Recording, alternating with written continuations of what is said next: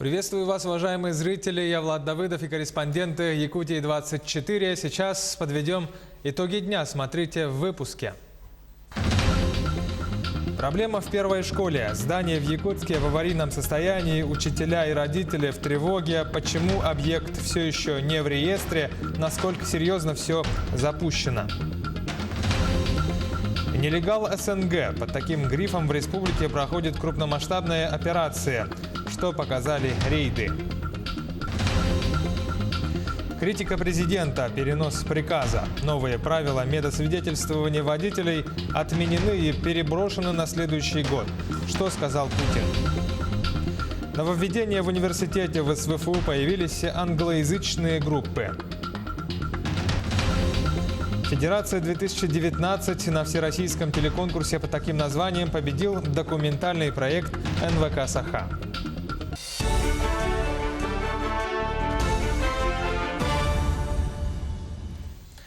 Ученица одной из школ города Ленска погибла по предварительной причине от удара током. Тело было найдено накануне вечером в ванной комнате. В настоящее время следователи устанавливают все обстоятельства произошедшего. Проводится процессуальная проверка по факту смерти 14-летней школьницы. Тело девочки было обнаружено вечером 21 ноября текущего года в ванной комнате родителями. В ходе осмотра сотрудниками следственно-оперативной группы установлено, что на ее теле имеется повреждение. Специалисты предположили высокую вероятность следа от ожога вследствие поражения электрическим током. В ванной комнате обнаружен подключенный к электрической розетке удлинитель с подключенным зарядным устройством для сотового телефона, которое имело деформированный корпус. Сам мобильный телефон с оплавленным корпусом лежал на кромке ванны. В настоящее время следователи устанавливают все обстоятельства произошедшего. Снюсы – новое опасное увлечение российских школьников. Вещество, которое наносит непоправимый вред здоровью, законом пока еще не запрещено. Оно свободно продается и потому пользуется популярностью у несовершеннолетних. О последствиях употребления этого вредного вещества расскажет Роман Токмаков из Ленска. Это наркологический диспансер. Сюда людей приводит зависимость, в основном алкогольная и наркотическая. Но задумывались ли вы, что попасть в это учреждение можно от привыкания к табачному продукту, который рекламируют при попытке бросить курить? Снюс. Что это? Безобидная альтернатива табаку или скрытый наркотик? Попробуем разобраться. Одна сосательная пластинка снюса может превышать содержание никотина в 40 раз больше, чем в обычной сигарете. Масса вредного вещества в ней доходит до 20 мг, тогда как в сигарете в среднем 0,5 мг. Это повышает риск развития онкологических новообразований и ослабляет иммунитет. Отмирают нервные клетки при отравлении никотином всегда. При тяжелом отравлении, естественно, может возникнуть отек головного мозга со смертельным исходом. Вот в чем опасность. Поражение центральной нервной системы, периферической, что судороги могут возникнуть. Ну, естественно, а как и при постоянном употреблении снюса, это, естественно, отставание в физическом развитии, умственном развитии, само собой. Ну, вот результат будет, конечно, сказываться уже во взрослом состоянии. Несмотря на такой вред здоровью и вызываемое привыкание, наркотиком снюс не считается и не преследуется законом. Он находится в открытом доступе во всех магазинах, где продают сигареты. К сожалению, использование снюса быстро распространяется в подростковой и молодежной среде. Информация о его появлении в Ленске появилась еще в сентябре, а недавно была официально зарегистрирована попытка распространения вещества подросткам. Буквально недавно на одном из городских мероприятий у нас молодой человек в возрасте 17 лет, это учащийся 11 класса одной из городских школ, он принес целый рюкзачок этих препаратов. Мы пригласили сотрудников полиции. Пока сотрудники правоохранительных органов не могут повлиять на ситуацию, законом оборот этого вещества никак не регулируется. Снюсы остаются головной болью учителей и родителей. Это им надо донести до понимания подростков весь масштаб возможной трагедии. Благо, что не все несовершеннолетние хотят экспериментировать. Они мне поднесли это как новое увлечение, то, что это прикольно, попробуй, все такое. Я отношусь к этому ко всему негативно. Но мне кажется, это от безделия, потому что людям нечем заняться, они ищут новые интересы. И вот поступают на эти тропы. Люди просто для себя оправдание видят, потому что помимо этого может быть еще намного больше интересов. Роман Токмаков, Олег Соснин, Анатолий Гуськов. Телеканал «Алмазный край». Управление образования города Якутска определило показатели активированного дня в школах города. Таким образом, занятия отменяются при следующей температуре воздуха – минус 45 с 1 по 5 классы, минус 48 градусов с 1 по 8 классы, минус 50 градусов с 1 по 11 или 12 классы. Как и в прошлом году, уточняется, что в определении активированного дня учитывается температура на 6 часов утра. Но в случае понижения температуры воздуха решающими считаются данные на 7 утра. Здание номер 1 в Якутске, первой каменной школы в республике, в будущем году отметит свой 80-летний юбилей. Но радость от этого грядущего торжества немного омрачает аварийное состояние школы. Причем в реестр таковых зданий до сих пор не включили. Учителя и родители бьют тревогу. Там просто небезопасно находиться, по их словам. Полы проваливаются, а в 2015 году во время учебного процесса обвалился потолок.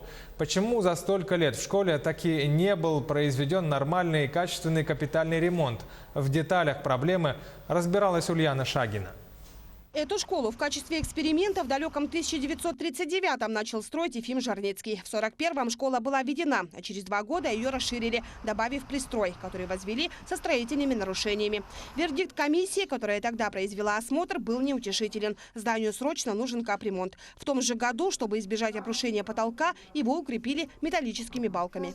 Здесь были проведены именно работы косметического характера. Это обшивка стен гипсокартоном, электрика, сантехника. То есть работы по укреплению фундамента, те рекомендации, которые были даны в 2005 году, то есть эти работы не были выполнены. Именно в это время школа номер 1 из одноэтажной деревяшки по улице Чайковского переезжает в это здание, в котором раньше располагалась 8-я школа. С тех пор письма и обращения в разные инстанции стали привычным делом для руководства образовательного учреждения. А ВОС и ныне там. Трещины на стенах, из-за сырости и грибка обваливаются кафель и штукатурка, а полы ежегодно проседают. В 2015 году, во время урока, упал штукатурный слой вместе с панели. Но беды этим не ограничились. Сегодня в школе, рассчитанной на 200 человек, обучаются в 3 раза больше детей. Обучение проходит практически в 3 смены. Дети часто болеют, падают в обмороки, что нас очень, конечно, беспокоит. Спортзал находится на 2-м этаже, что недопустимо по технике безопасности. Вместо столовой – буфет. В буфете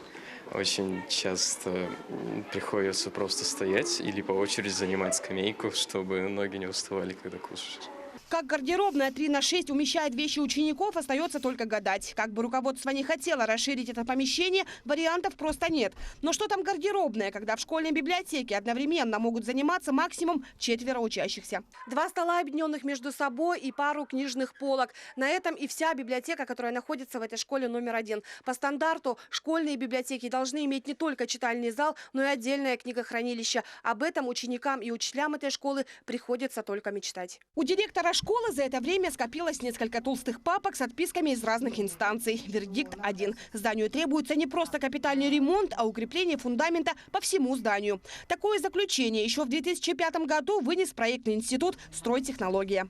Но вот этот проект еще не прошел экспертизу, то есть были вопросы по проекту, поэтому нужны дополнительные средства. И главстрой нам должен пройти вот эту экспертизу. Для этого тоже необходимы дополнительные средства.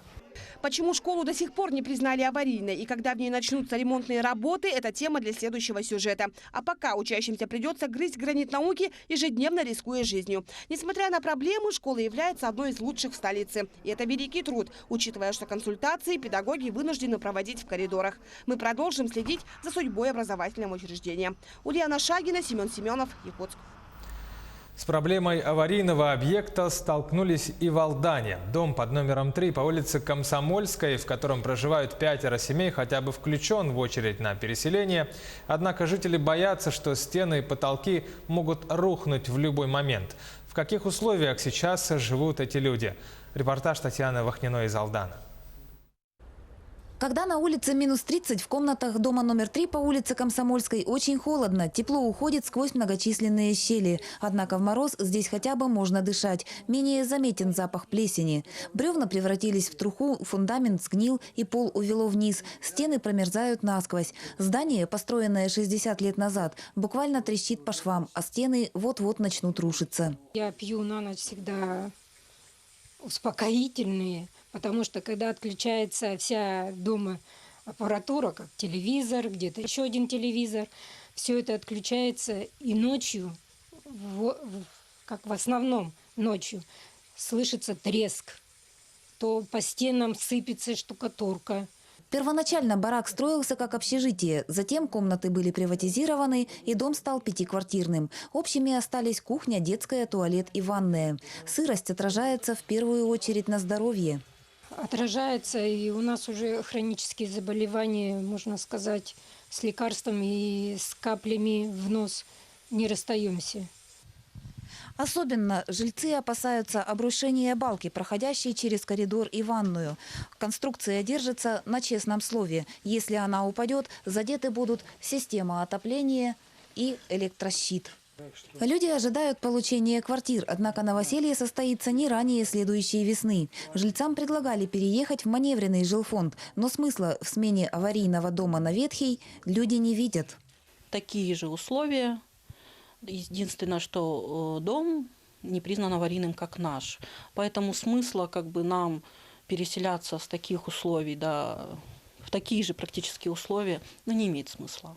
Барак признан аварийным. По программе переселения жильцы ожидают очереди. Третий дом по Комсомольской – один из первых в списке на расселение. Однако пока людей переселять некуда.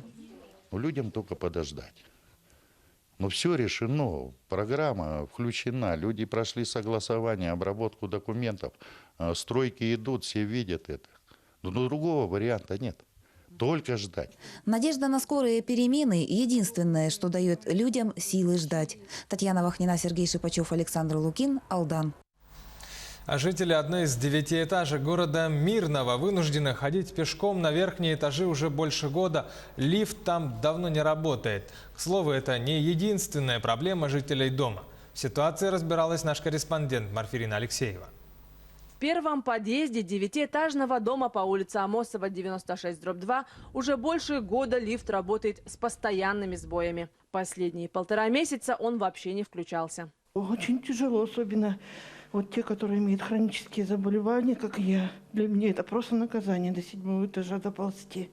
Мамы постоянно просят соседей помочь им поднять коляски с детьми на нужный этаж. А пенсионеры лишний раз просто не выходят из квартир.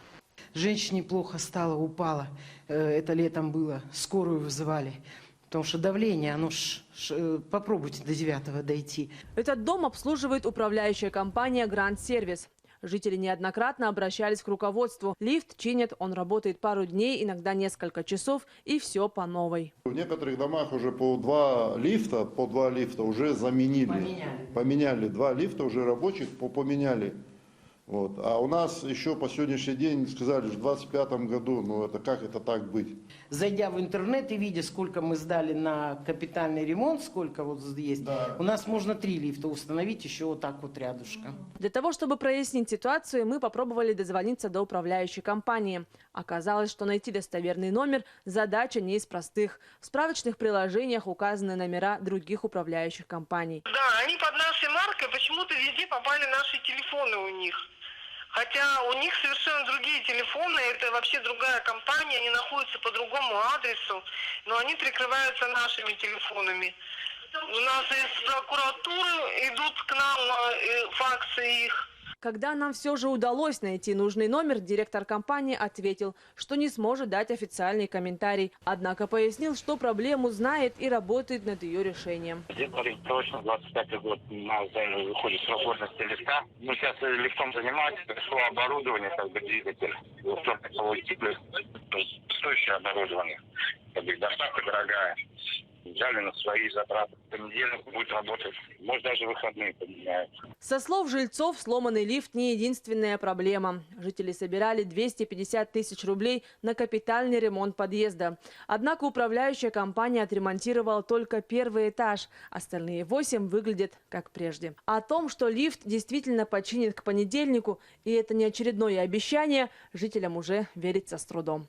Марфирина Алексеева, Артем Алексеев, Мирный. Переходим к другим темам. 3 граждан Китая задержали в Валданском районе за нарушение миграционных правил. Суд рассмотрел административное дело и назначил им наказание в виде штрафа. В скором времени мигрантов ждет депортация.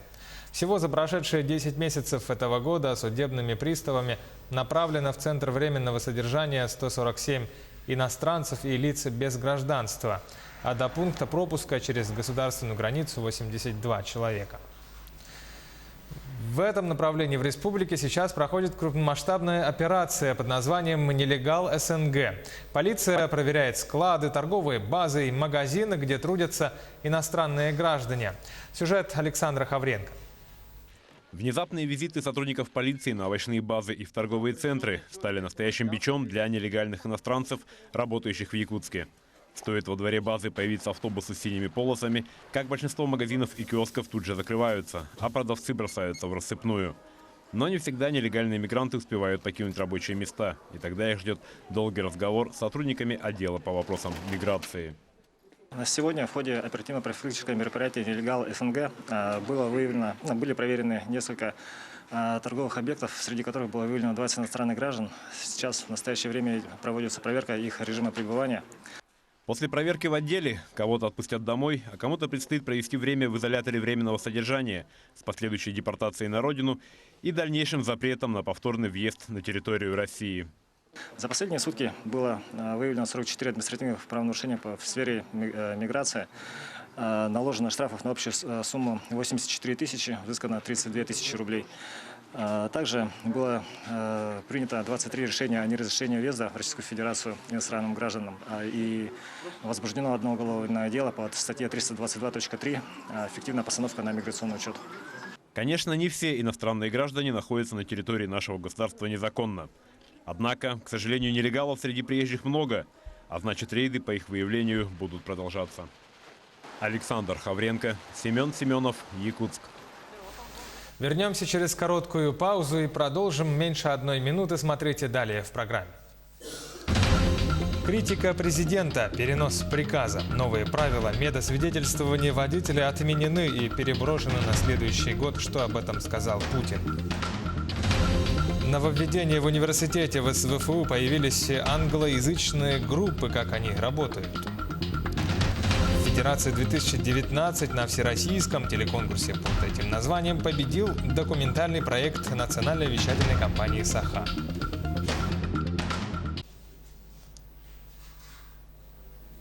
Это программа «Итоги дня» на Якутии-24. Продолжаем выпуск. Владимир Путин подверг критике новый приказ Минздрава о введении нового медосмотра для водителей, который повышал бы стоимость его прохождения в несколько раз. Это спровоцировало накануне по всей стране очереди за справками для получения водительских прав. Они спешили пройти медкомиссии по старым ценам. Чушь какая-то, просто не знаю, на что. У нас минимальный уровень оплаты труда, размер оплаты труда МРОД 11 280 рублей. Это такую зарплату получают 3 миллиона 200 тысяч человек. Да еще работодатели частенько, к сожалению, нарушают закон и поменьше платят. А сколько миллионов людей возле этой цифры, чуть побольше. 5 тысяч, если нужно отдать за эту справку, так что ползарплаты надо человеку отдать месячно. Ну, чушь какая-то. И все инстанции в правительстве все согласовали. Минтруд хотя бы должен был посмотреть, что это такое. Очень большое количество. После критики президента Минздрав России сообщил, что утвердил новый приказ о переносе вступления в силу новых правил медосвидетельствования водителей. Вместо сегодняшнего дня они начнут действовать с 1 июля следующего года. Закон о принудительной выплате заработной платы приняли в Государственной Думе. Отмечается, что госинспекторы смогут принимать меры по взысканию в том случае, если работодатель в срок не выполнил предписание о выплате зарплаты и прочих причитающихся денег. Подобные решения будут оформляться в виде исполнительных документов и направляться в Федеральную службу судебных приставов. Документ подразумевает, что после вступления в силу нового закона в суд будет обращаться не обязательно, кроме случаев, когда работодатель не согласится урегулировать спор мирным путем. Проект о цифровизации трудовых книжек одобрен Госдумой во втором чтении. Напомню, что согласно документу переход случится в 2021 году. Желающие оставить свои записи на бумаге в течение следующего года могут написать соответствующее заявление и оставить документ в старом формате. При этом граждане получат бумажные трудовые на руки, так как работодатель будет освобожден от ответственности за их хранение. В случае, если этого не сделать, все данные будут перенесены в электронный формат. Строительство многоквартирных домов в Арктике начнется уже со следующего года. Проект для республики особенно значим, так как подобное в северных районах не проводилось со времен СССР, сообщает пресс-служба главы и правительства региона. Накануне Айсен Николаев провел совещание о ходе реализации республиканской адресной программы переселения граждан из аварийного жилфонда на 2019-2025 годы, где и был затронут арктический вопрос. Работа начинается практически с нуля. Зачастую говорить о строительной индустрии в Арктике вообще не приходится, потому что ее там просто нет.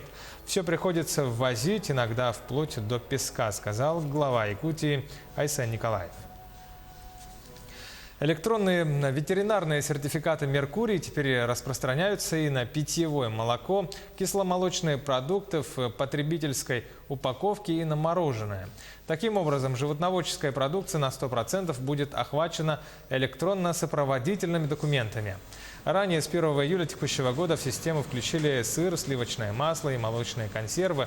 Распространение электронной ветсертификации на готовую продукцию продиктовано необходимостью создать на территории России систему отслеживания всего перечня животноводческой продукции по принципу «от поля до прилавка».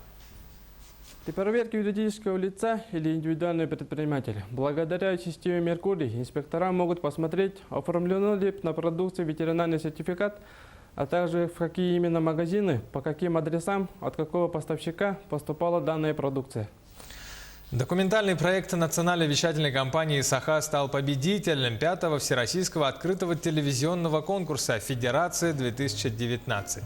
Якутия представила на суд жюри одной из серий документального цикла «По следам государственных ямщиков по Иркутско-Якутский почтовый тракт».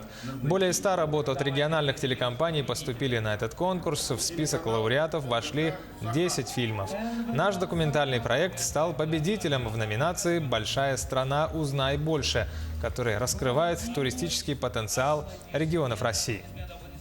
Было желание стать первыми, да?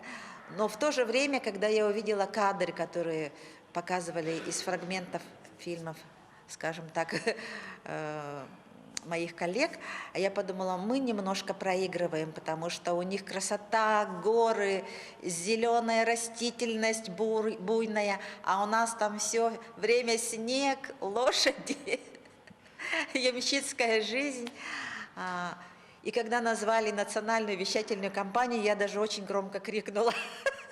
Так громко крикнула, что все засмеялись.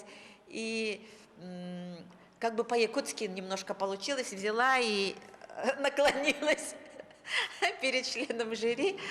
Поклон такой сделала. Конечно, эмоции замечательные. И я так рада, что наша компания была представлена на этом фестивале. В Северо-Восточном федеральном университете появились англоязычные группы. Например, в мединституте с этого года работает билингвальная группа специально для иностранных студентов первых лет обучения.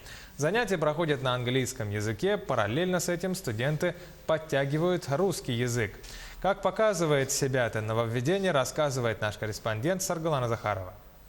Урок информатики – все то же самое, что изучают остальные студенты-медики, но идет занятие на английском языке. В аудитории представители самых разных стран мира – Колумбия, Нигерия, Таиланд, Египет. Учебный план – это все одинаковое. Единственное, что вот с первый год у нас такой опыт в виде эксперимента, что мы начали обучение основных фундаментальных дисциплин и, конечно, дисциплин гуманитарного цикла на английском языке. В основном студенты узнают об университете в самом холодном городе мира через правительства своих государств, получают стипендии на обучение. Сандра родом из Камеруна. Когда получила ответ от университета о зачислении, сперва думала, что придется год провести в подготовительной группе, учить русский язык. Но по приезду ее ждала отличная новость. Открылась англоязычная группа.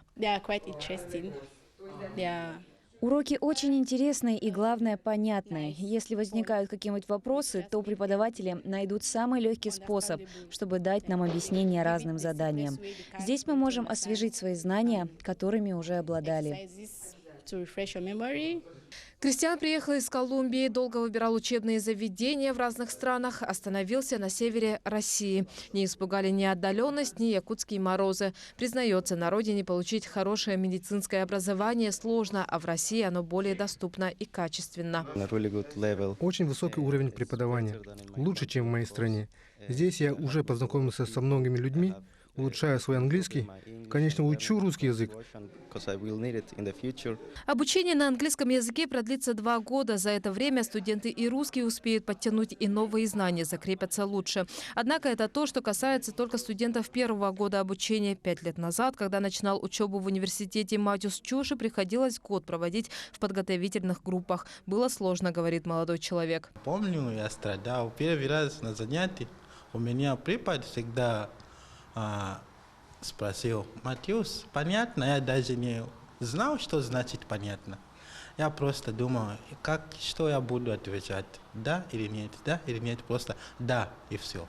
Тогда не раз хотелось все бросить и уехать обратно на родину. Но желание учиться и получить образование оказалось сильнее. Теперь ни о чем не жалеет. Осваивает специальность эпидемиолога. Мечтает вернуться в родную Замбию и лечить людей. Бороться с такими смертельными вирусами, как Эбола. Планирует вернуться домой и помогать жителям своих стран и студенты билингвальной группы. Их путь к заветной цели только начинается. Саргалана Захарова, Джилустан Иннокентьев, Якутск.